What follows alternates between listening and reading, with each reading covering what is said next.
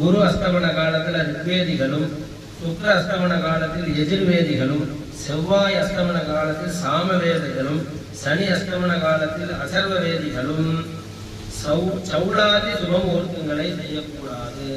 அந்தந்த வேதகாரா சௌளம், உபநயனம், உத்வாகம், கல்யாணம், சௌளம், உபநயனம் இதெல்லாம் இந்த அஸ்தமனமா இருக்கும்போது பண்ணக்கூடாது.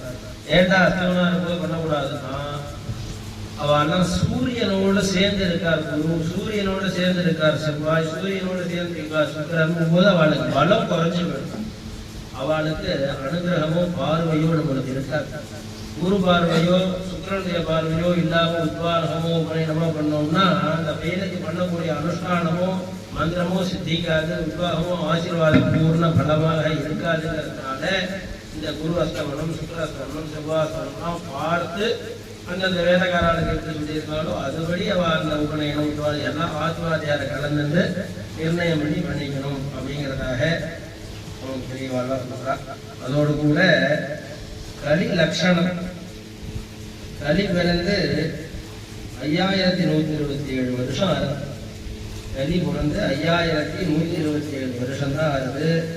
நமது நாட்டில் அப்படி என்னடா அவங்க கலியோட பலன்னு கேட்டா இப்ப எப்படிடா இருக்கும்னா, நமது நாட்டில் நானாவித வர்ண சாங்கர்யம்